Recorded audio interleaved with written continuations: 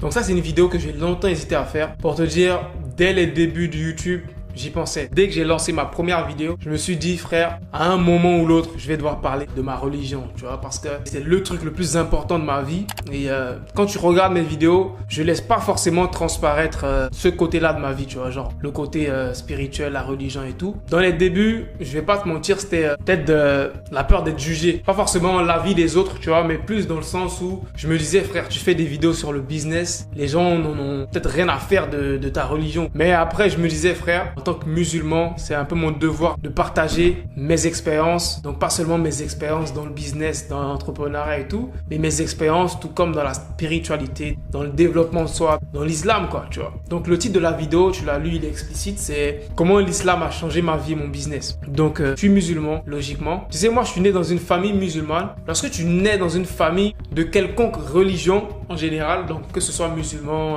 bouddhiste, chrétien, quoi que ce soit, le plus souvent, je généralise parce que j'ai vu ça un peu chez plusieurs personnes, c'est que quand tu nais dans une famille avec des croyances et tout, tu grandis avec ces croyances-là, mais pas forcément parce que tu as une certaine conviction dans ces croyances, mais c'est plus parce que tes parents t'ont inculqué ces croyances et tu les as juste répétées, tu as grandi avec, etc. Et ça fait juste partie intérieure de toi. Et ça, c'est, je pense, la majorité d'une grande partie des gens dans le monde entier. Et lorsque tu arrives à la vie adulte, donc, vie adulte, c'est quoi? Ça dépendra de chacun. Genre, quand tu arrives à la majorité, certains, ça peut être 16 ans, 18 ans, 20 ans, 23 ans. Bref, quand tu arrives à la majorité, tu arrives à ce moment-là de questionnement, tu vois, de remise en question, où tu te demandes, cette religion, cette appartenance religieuse à laquelle j'appartiens depuis ma naissance, que mes parents m'ont inculqué, m'ont appris, etc.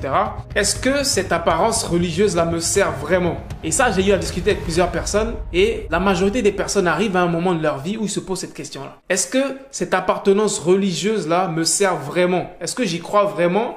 Est-ce que c'est pas un truc que je répète juste pour faire plaisir à mes parents, etc. Et ça, c'est un truc que j'ai vu beaucoup, que ce soit des chrétiens, des musulmans ou peu importe, pratiquent plus leur religion pour faire plaisir à leurs proches, pour pas décevoir leurs proches, etc. Donc, ils font plus souvent par obligation. Et moi, personnellement, je suis arrivé à cette phase de ma vie là, donc de questionnement sur la religion, sur l'islam. Et c'est pas que je doutais de mon appartenance religieuse. Loin de là, tu vois. Mais c'est que j'étais arrivé à un point de ma vie, c'était il y a quoi? Il y a 2 ans ou peut-être 3 ans. J'étais arrivé à un point de ma vie, je me suis rendu compte que là, je commence à rentrer dans la vie adulte, Ibrahim. Et à l'époque, la religion, je la prenais pas autant au sérieux, je vais dire. J'y accordais pas autant d'importance que j'aurais dû à l'époque. C'est-à-dire, en tant que musulman, tu dois faire tes 5 prières chaque jour à une heure précise. Et moi, je n'étais pas forcément assidu avec ça. Je faisais pas forcément mes prières à l'heure et j'avais pas forcément cette assiduité-là dans la religion et tout. Et il y a 2 ans, 3 ans, j'ai commencé à avoir ce questionnement-là de me dire, là, tu commences à rentrer dans la vie adulte et il faudrait que tu commences à prendre beaucoup plus au sérieux ta religion.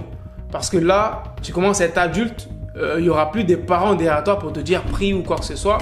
Donc en soi, tu te rends compte vraiment que tu le fais pas pour quelqu'un. C'est-à-dire que tu le fais pour toi-même, tu le fais pour ton salut personnel. Et c'est là que j'ai commencé vraiment à plus me renseigner sur ma religion, faire des recherches, regarder des vidéos sur YouTube. À l'époque, c'était principalement ma seule source de documentation, les vidéos. Mais maintenant, au fur et à mesure, je commence à rentrer dans la lecture, tu vois. Et je commence à apprécier beaucoup plus la lecture même que les vidéos. Bref, c'est un aparté. Du coup, j'ai commencé à me documenter plus sur ma religion, sur l'islam. J'ai commencé à connaître plus l'islam. Et là, je me suis rendu compte qu'il y a beaucoup, je vais dire misconceptions, je sais pas comment on le dit en français, de malentendus que j'avais à propos de ma religion, que j'avais depuis tout petit quoi. Donc c'est-à-dire des erreurs, des lacunes que j'avais juste développées depuis tout petit, des trucs que je croyais vrais à propos de la religion qui n'étaient pas vrais et de ma religion, de l'islam. Et je me suis rendu compte que je connaissais pas du tout ma religion. Je connaissais pas du tout ma religion. C'est là que j'ai vu qu'en tant que musulman, frère, c'était mon devoir de connaître plus cette religion-là. Je me suis plus enfoncé dedans et là, je me suis rendu compte qu'il y a plein de choses, on va dire, je faisais dans mon quotidien que je devais pas forcément faire,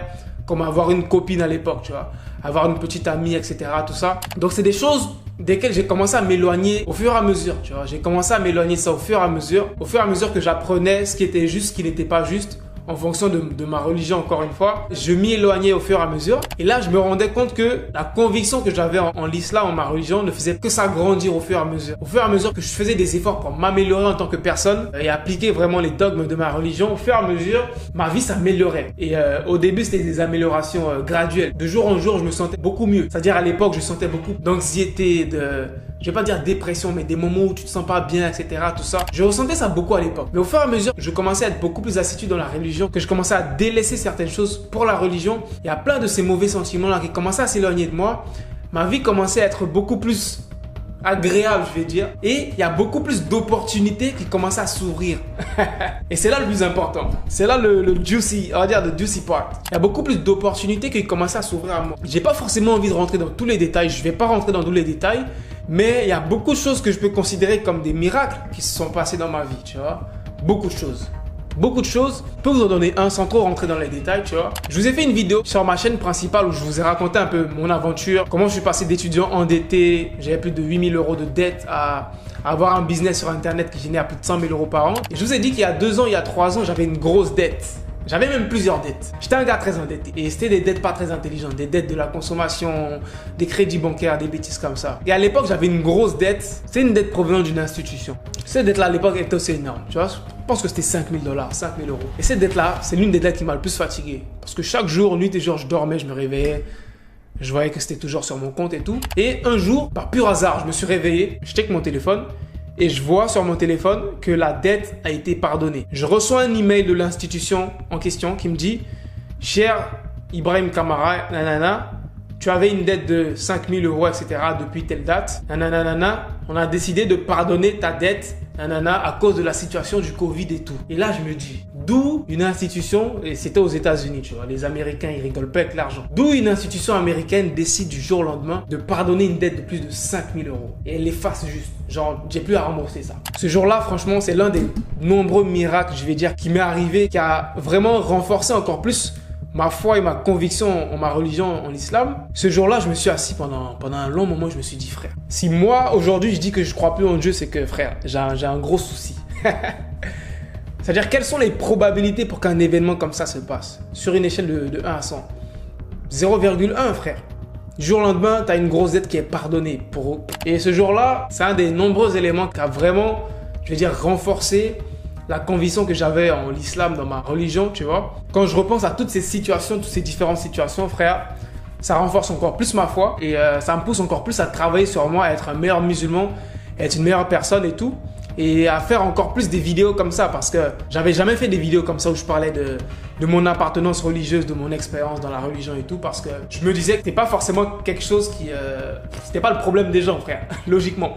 Mais après, je me disais, quand tu as une plateforme sur les réseaux sociaux, c'est un peu ton devoir de partager la positivité, partager tes expériences bonnes ou mauvaises, des trucs qui peuvent inspirer. Et ça, je me dis, c'est une expérience que je pouvais partager. Et le titre, si j'ai mis l'islam a changé ma vie et mon business, c'est que le truc que j'ai remarqué, surtout dans le business, dans l'entrepreneuriat et tout, c'est que quand j'ai vraiment commencé à réussir, c'est-à-dire sur YouTube et tout, dans mes autres business, que j'ai vraiment commencé à faire du chiffre, et quand je dis du chiffre, c'est beaucoup d'argent.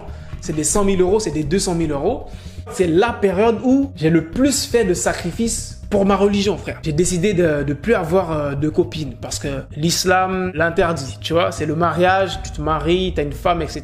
et tout, tu vois. J'ai décidé de faire plein de sacrifices comme ça et littéralement du jour au lendemain, des portes ont commencé à s'ouvrir dans ma vie, des portes incroyables, je te jure. Des portes incroyables ont commencé à s'ouvrir dans ma vie et là, j'étais perplexe. Je me disais, au début, je comprenais pas, tu vois. Je comprenais pas pourquoi il y a autant de portes qui s'ouvrent comme ça dans ma vie. Et au fur et à mesure, je commençais à réaliser que, frère, s'il n'y a pas de hasard dans la vie, quand tu prends une décision, tu décides de laisser quelque chose pour Dieu. Crois-moi, Dieu va remplacer cette chose-là par quelque chose de 10 fois, 100 fois mieux. Ça peut prendre du temps, ça prend souvent du temps.